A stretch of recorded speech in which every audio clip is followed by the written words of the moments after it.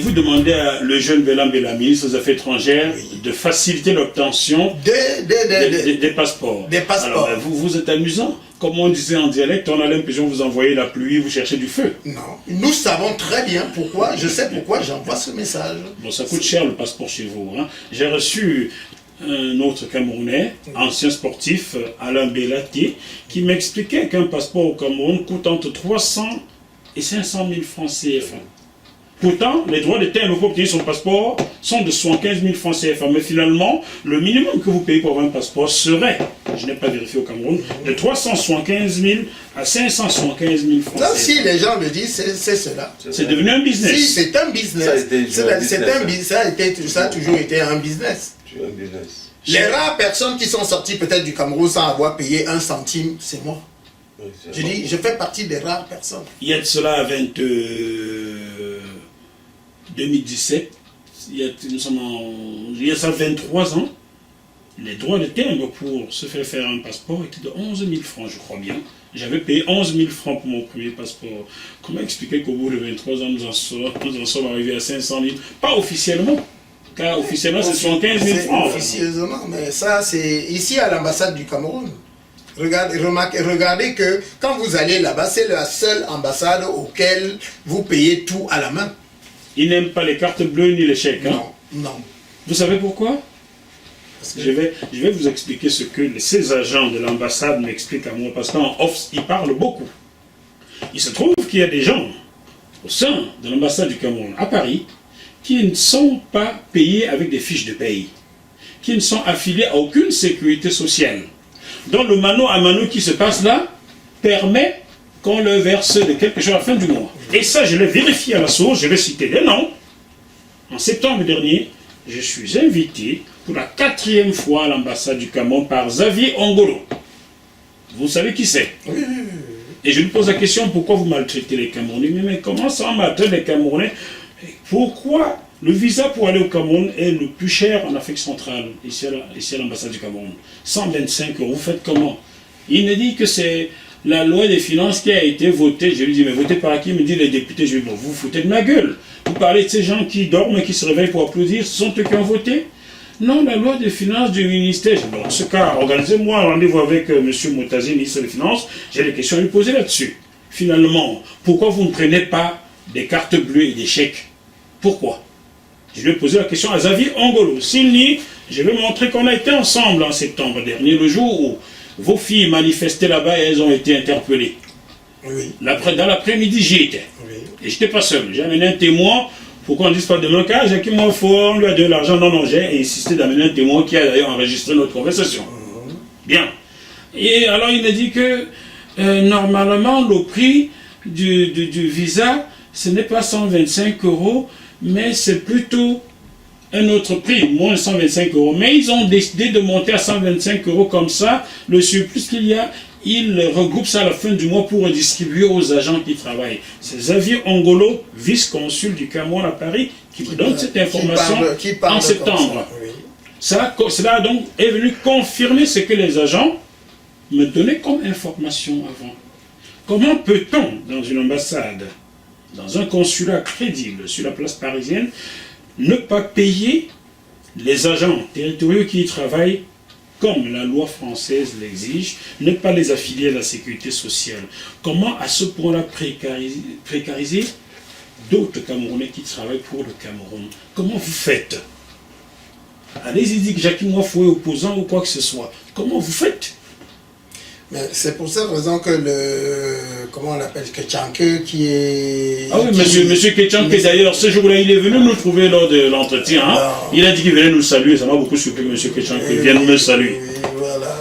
Si lui, il se permet, c'est que c'est parce qu'il sent quelque chose et il aimerait bien comprendre ce qui se passe. Non, mais il était au courant, puisque quand je suis arrivé, avec mon accompagnatrice, nous étions au café qui est juste à côté. Monsieur Ketchanke était en train de déjeuner, il a laissé son déjeuner et le monsieur avec qui il était, il est allé à l'ambassade, et 2 minutes après, Xavier Ongolo envoyé feu Germain Barreau me chercher, avec un parapluie parce qu'il pleuvait. Le monsieur Ketchanke, j'ai compris qu'il savait pourquoi j'étais là. Oui, je vois le jour, donc je vois très bien le jour, c'est le jour où on a arrêté les Amazones. Oui, en effet. Parce que ce jour-là, il a effectivement. Donc, mais comment faites-vous Comment pouvez-vous employer des gens que vous ne rémunérez pas à leur juste valeur sur un sol français où la vie est aussi chère? Comment ne pas les affilier? Est-ce qu'on le sait? Oui, M. Mbela, je ne le sais. Vous ne pouvez pas le nier, M. Mbela, puisque vous avez été ambassadeur. Et c'est sous vous qu'on m'a donné le maximum d'informations sur le fonctionnement de l'ambassade. Vous êtes devenu ministre des Relations extérieures. Avez-vous réglé ces problèmes-là? Et ça ne se passe pas qu'à l'ambassade du Cameroun à Paris, ça se passe aussi ailleurs. Vous comprenez? Oui, toutes les ambassades du Cameroun dans le monde fonctionnent de la même façon. C'est-à-dire que partout, nous sommes à l'heure de l'Internet où aujourd'hui, vous payez, vous sortez votre carte bancaire, vous donnez, et puis il y a des traces. Non, il vous parle toujours des espèces. Pour information, chers frères camerounais, le visa pour aller au Gabon coûte 55 €. Faites la différence, 55 €. Alors vous allez sur 125, vous soustrayez 55 €. Il y a 70 € plus qu'on vous prend pour deux pays qui sont côte à côte. On va dire c'est la loi des finances, je veux bien. Mais bon. Mais il faut dire aussi que si ces pays-là arrivent à faire ce qui se passe au Cameroun, c'est parce qu'ils vivent dans un certain système qui est le système français. Puisque la France, aujourd'hui, est le pays qui permet, qui parle de démocratie, qui parle des droits de l'homme, mais qui n'entend pas les droits de l'homme et les pleurs et les cris du peuple d'Afrique, du peuple du Cameroun. Et vous savez pourquoi? L'homme noir n'existe pas. Nous sommes inexistants. En France, l'homme noir n'existe pas. Et c'est pour ça que je vous demande, je vous appelle. Sachez que si vous sortez, si le président élu, que je ne fais pas partie du MRC, mais que j'approuve, quand on lit ce livre, c'est-à-dire que ce livre vous montre les problèmes du Cameroun. Et ça vous montre aussi comment on peut régler ces problèmes. Ça permet à ce que vous compreniez qu'il y a, c'est-à-dire que vous pouvez, à l'appel de ce monsieur qui est sorti le 1er juin, pour dire tenez-vous prêts. Tenez-vous prêts. Il n'a pas lancé ça dans le vide. Il vous fait comprendre que vous devez être prêt à tout moment pour aller chercher votre liberté. Très bien. Oui. Je vais tout de suite dire à ceux qui écrivent sous mes émissions qu'on ne peut pas être journaliste partisan jusqu'à ce point. Sachez que le jour où M. Kanto arrivera aux affaires, s'il y arrive un jour, mais je serai beaucoup plus dur avec lui qu'avec M. Biya. Car lui a fait des promesses d'arranger les choses. M. Biya est arrivé là par hasard, il n'a même rien demandé, c'est lui est tombé sur la tête. Donc je serai plus dur avec Boris Kamto, croyez-moi. Vous ne connaissez pas mon faux, c'est ça terrible pour lui. C'est normal d'être exigeant. et tous ceux du camp d'en face qui disent que je ne les invite pas, pourtant je vous invite, vous ne venez pas. Monsieur Biyidi Alexandre, je vous ai invité ici.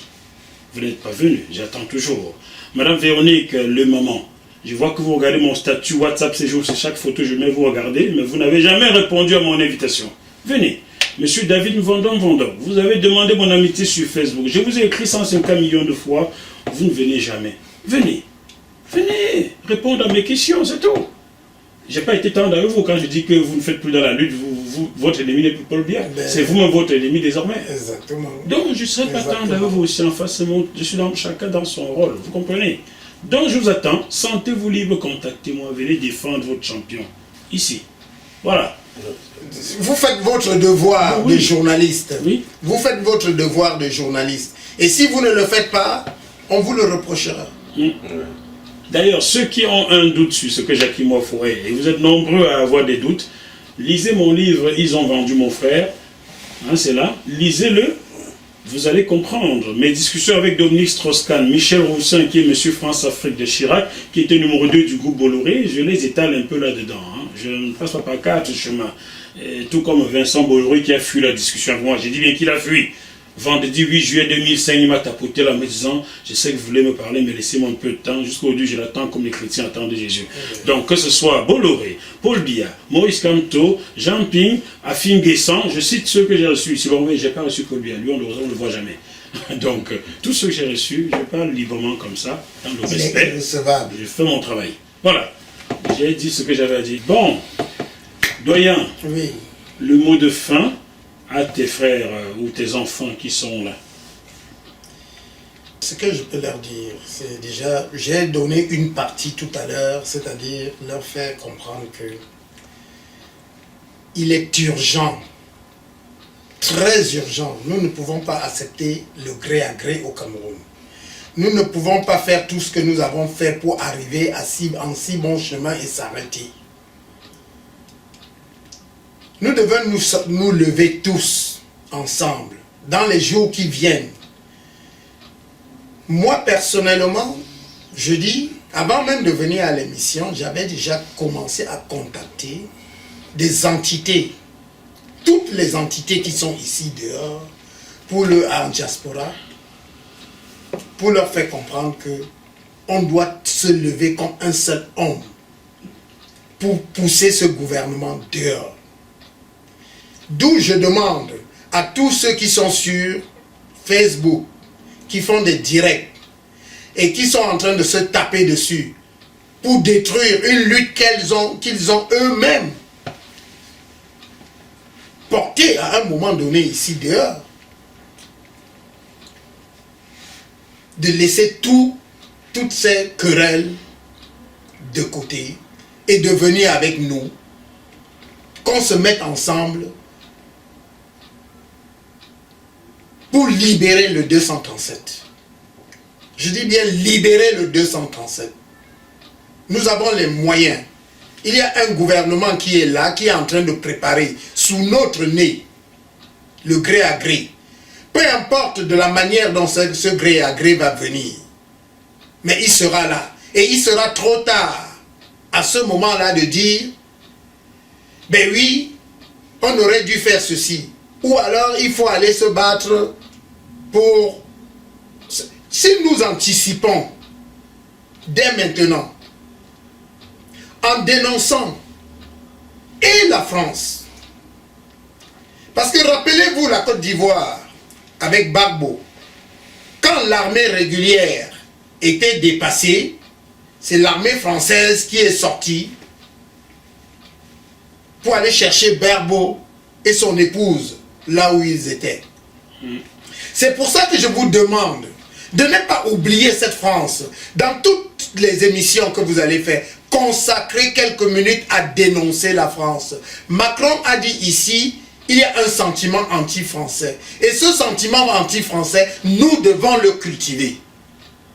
Nous devons le cultiver pour éteindre dans l'œuf tout ce que la France est en train de faire, parce que aujourd'hui, que ce gouvernement Biya qu'on ne voit pas, le fantôme qu'on ne voit pas, et nous avons des décrets qui sortent de gauche à droite avec les signatures. Maintenant, Ngongo ne se cache plus pour dire que Biya a signé, c'est sa signature maintenant qui sort. Il a fait partir ses enfants en Israël, sa famille en Israël. Donc, comprenez que ils sont en train de préparer au Cameroun un gré à gré qu'on va nous amener tous dedans d'une manière ou d'une autre. Et je vous demande, tous ensemble, je dis bien tous ensemble, levons-nous, sortons pour combattre ce système, pour empêcher ce gouvernement de garder ce système, parce que si nous ne le faisons pas, on va chasser peut-être Biya qui est déjà presque mort ou en légumes, mais celui qui viendra refera la même chose, puisqu'ils sont soutenus par la France qui est derrière, y compris les Israéliens. Donc je vous demande, mes enfants, je vous demande à tous ceux qui se battent de gauche à droite, de garder, tous ceux qui se disent responsables, qui sont intelligents, qui se disent des intelligents, comprenez que vous devez laisser vos égos de côté pour qu'on se mette ensemble. Bien. Je suis le premier à le faire. Très bien. Et à vous le demander. Alors, Michel Guety, Une dernière chanson pour boucler cette émission. 2 minutes, pas plus. Alors, je vais la faire en Bafoussam. Très bien.